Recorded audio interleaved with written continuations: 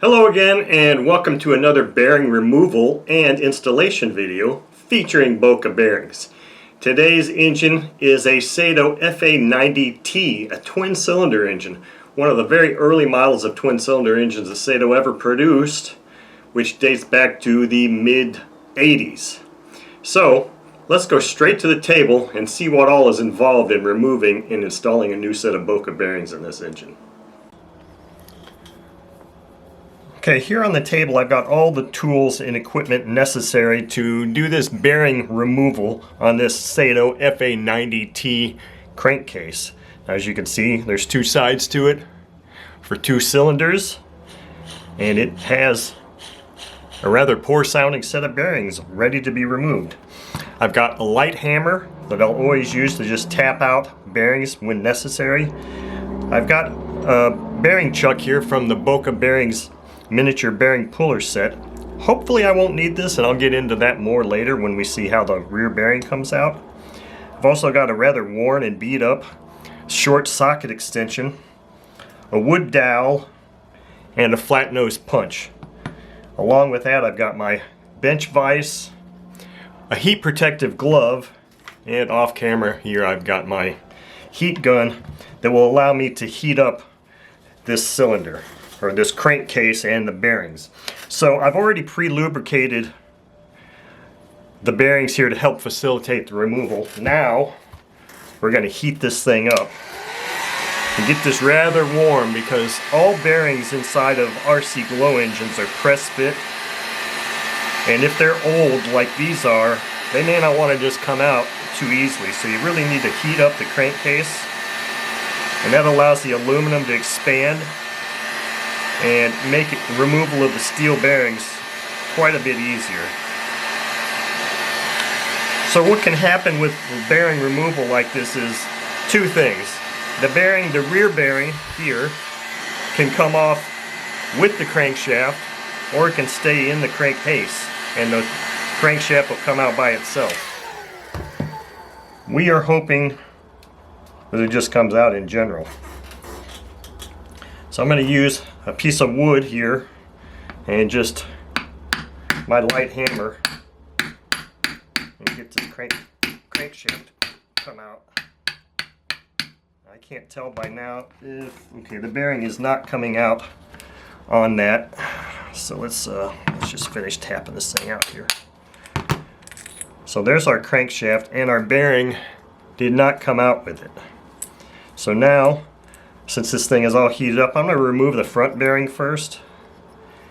And the way I do that is normally to put a wood dowel up inside here, but the inner part of this is so restricted and small, it's too small for this dowel. So I'm going to use my flat nose punch, and I'm going to get right up here on this bearing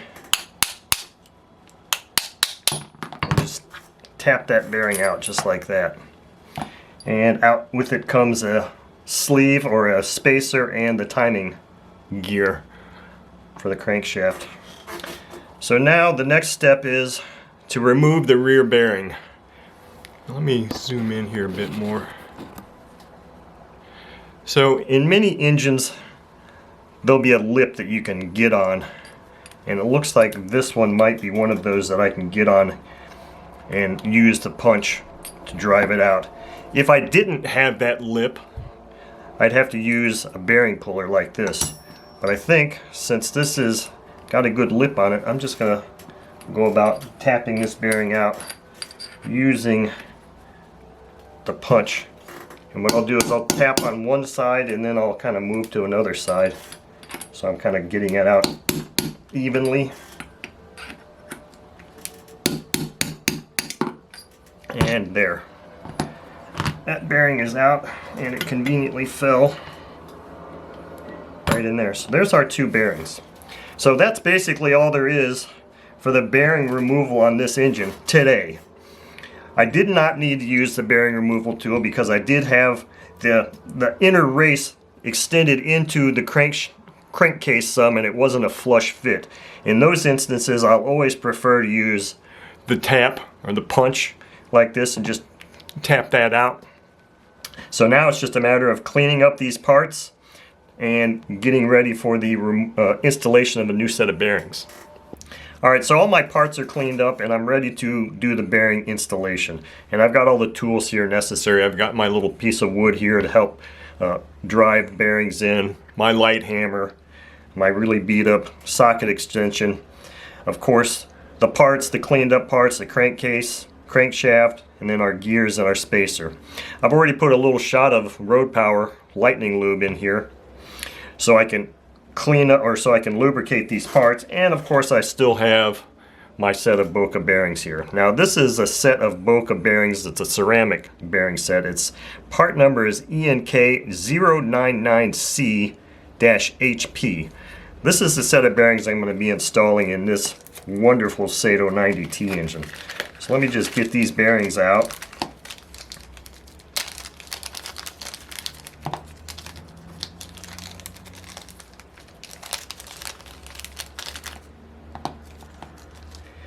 And let me go ahead and lubricate all these parts up.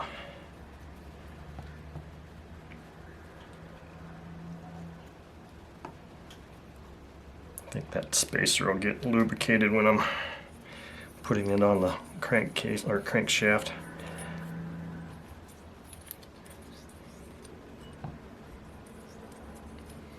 Okay, so when it comes to installing these bearings, the bearings that were removed from the front were shielded, metal shielded. So I'm going to leave the seals and shields on this set, the front. For the rear, since these are ceramic bearings, normally you always will keep one end open on this, and in this instance I'm just not sure what I'm going to do. Let me see about possibly removing one of these seals and see what it looks like inside there. So there's some ceramic, there's some grease in there.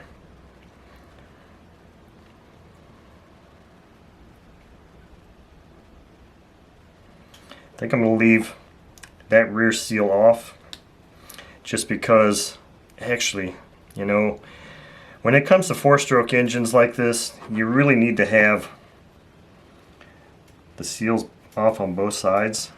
So I'm going to just continue to follow that convention and remove those seals very gently. And this one still has that phenolic plastic race in there, so that's a good thing. So that's how I'm going to install these.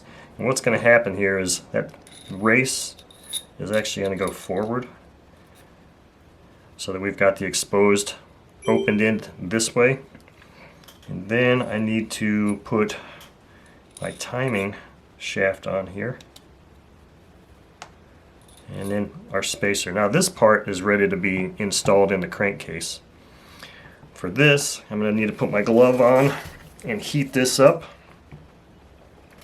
And we'll do the installation of the front bearing first.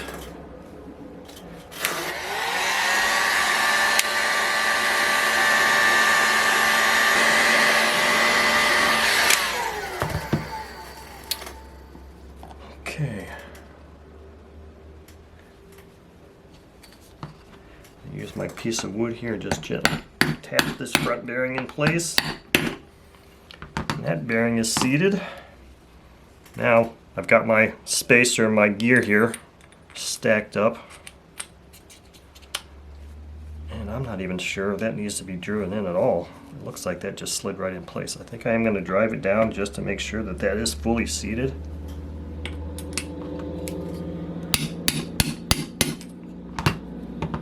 It's fully seated now. And now we've got a nice set of Boca bearings, ceramic bearings installed in this engine.